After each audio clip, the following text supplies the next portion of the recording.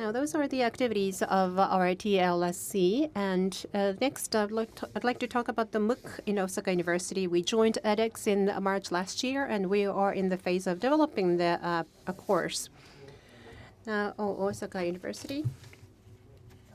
One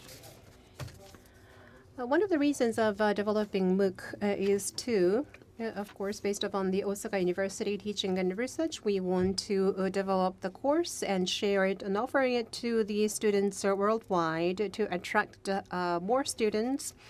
And also, as one of the top universities in Japan, we want to contribute to the society.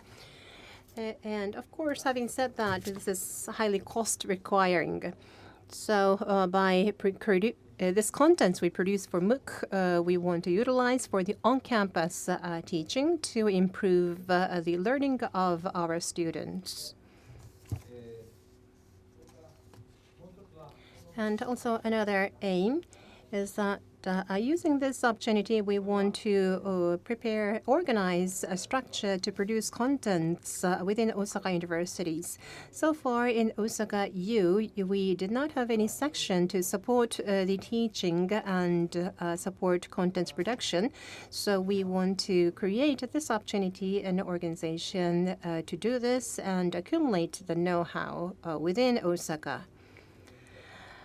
By setting up this in the Teaching and Learning Support Center, this teaching support and faculty development can be also combined utilized in content production.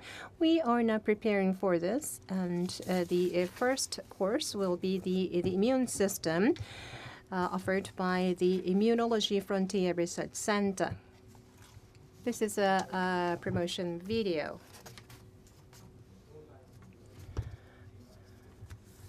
We are now in the process of video filming.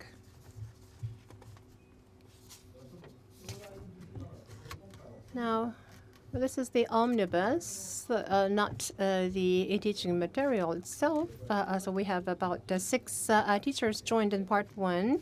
When we have 6 teachers, we have to explain this, the same content 6 times to all these teachers. This I realized afterwards.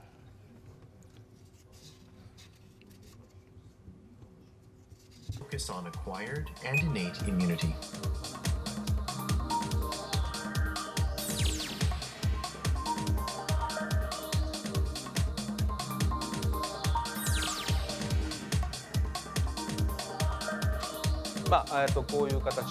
Well, this is what we are preparing now as the first course, and this will be released soon on edX. Now, how we support the course production.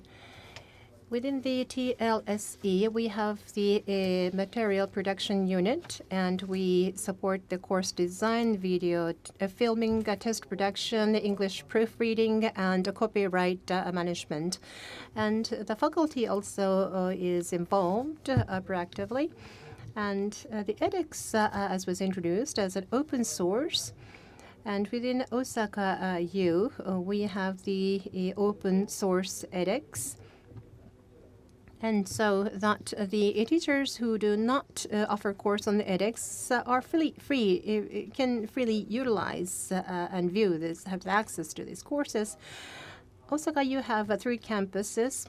And so we have this simple studio. This is portable, with this simple camera, screen, and monitor, and video editor. It's like this. We have a camera here. And we have a prompter. And this is the video filming. So no post-production, just PowerPoint and the lecturer can be filmed at one time. Like this. Now, MOOC. Now,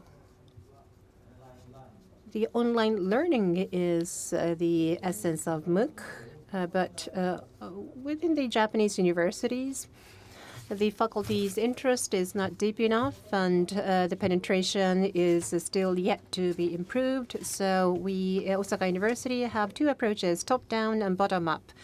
So bottom-up approach led by the faculty in producing MOOC.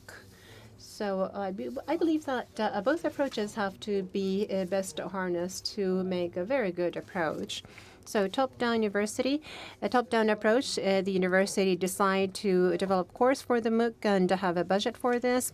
Now we have to make course that has value as a university in Japan.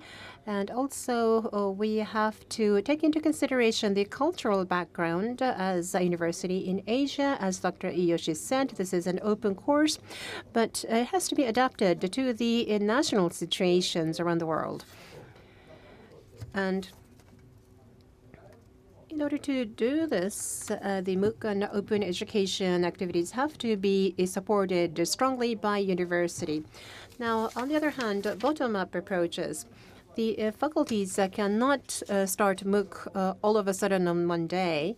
I mean, we accumulate the materials on LMS and first have to make sure that the Creative Commons license be opened and make an environment for faculty to start doing this. And also the Creative Commons learning can be also introduced to their own teaching from other faculty. And also Osaka U have introduce the lecture filming system and utilize it and archive our courses at the class. And then, well, Dr. Lu actually touched upon this. I will be brief, but rather than MOOC itself, it will be modularized, modular online learning. And we want to accumulate these modules so that in the future will be utilized and combine the modules and offer catered learning for each student's needs.